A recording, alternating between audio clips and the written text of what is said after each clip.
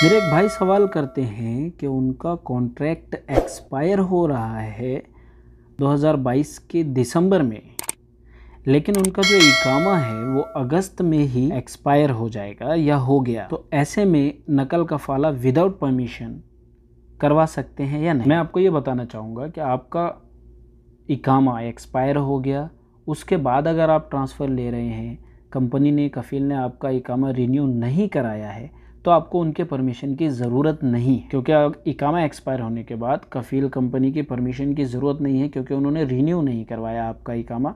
और सऊदी अरब में as a work permit आप इकामे को गिन सकते हैं।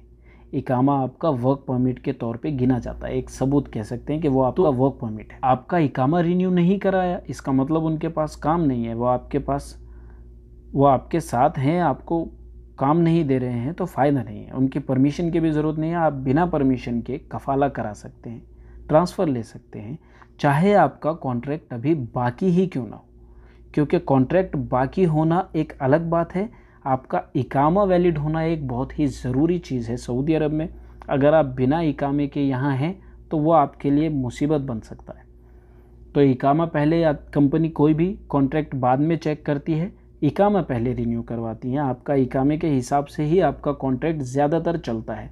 लेकिन अगर आप कह रहे हैं कि दिसंबर में कॉन्ट्रैक्ट एक्सपायर है, इकामा आपका अगस्त में एक्सपायर है, तो काफ़ी बड़ा डिफरेंस है, ऑलमोस्ट 4 महीने का आपका डिफरेंस है, तो उस हिसाब से आप करवा सकते हैं। जब कंपनी आपको सैलरी पे नहीं करती, 3 महीने से ज़्यादा हो गए सैलरी पे नहीं कर रही है, तो भी कंपनी की परमिशन के बिना आप कफ़ाला करवा सकते हैं, ट्रांसफ़र ले सकते हैं। और भी बहुत सी कंडीशंस हैं, इसमें बहुत सारी बातें हैं बताने के लिए, वीडियो लंबी हो जाएगी। तो आपको, मेरे हिसाब से आपके कमेंट का जवाब मैंने दे दिया है, उम्मीद करता हूँ आप समझ गए होंगे। कमेंट करने के लिए शुक्रिया। मेरे एक भाई कहते हैं कि रिजेक्टेड बाय NIC का मतलब क्या है। स्टेटस रिजेक्टेड बाय NIC आ रहा है, कैसे इसको ठीक किया जाए। तो देखिए भाई, ये स्टेटस मेरे लिए भी नया है, तो भाई मैं आपको बताना चाहूँगा कि ये स्टेटस मेरे लिए भी नया है। ये पहली बार मैंने सुना कि कीवा पे इस तरह का स्टेटस आ रहा है। हालांकि मैंने आपसे इसके स्क्रीनशॉट के बारे में कहा था कि आप मुझे स्क्रीनशॉट भेजें ताकि मैं पता कर सकूं अच्छी तरीके से उसके बारे में कि क्या चीज़ है ये।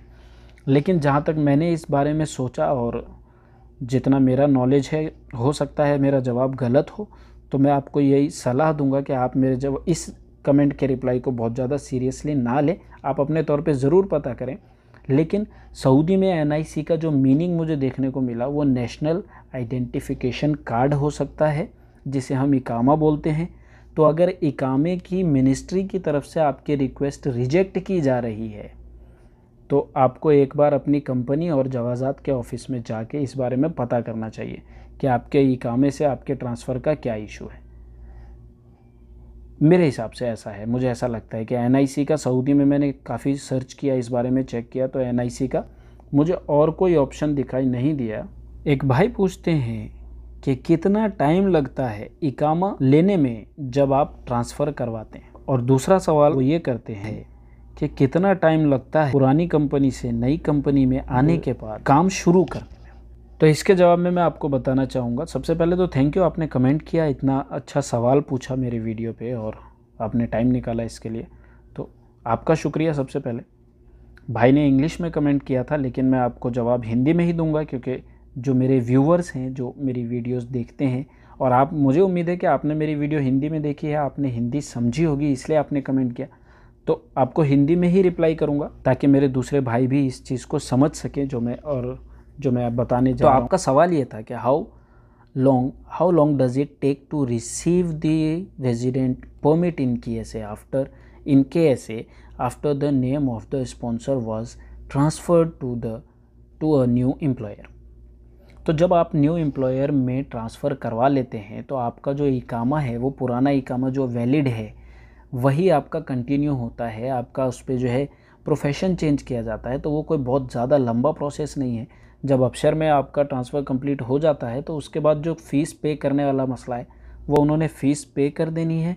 After paying that fees they can print your new iqama with your new profession, so you can start working as well after printing your iqama. आपका जो इकामा आपने प्रिंट करवा लिया, आपका जो कंपनी है, स्पॉन्सर है, न्यू स्पॉन्सर है, न्यू कफ़ील हैं, वो जाएंगे, फ़ीस पे करेंगे, आपका ट्रांसफ़र कंप्लीट हो गया, इकामा उनके हाथ में आ जाएगा, आपका इकामा प्रिंट हो गया, आप काम स्टार्ट कर सकते हैं। कभी भी अबशर में आपका स्पॉन्सर चेंज होने से पहले आप काम शुरू ना करें नई कंपनी के साथ, ये आपके लिए प्रॉब्लम क्रिएट कर सकता है।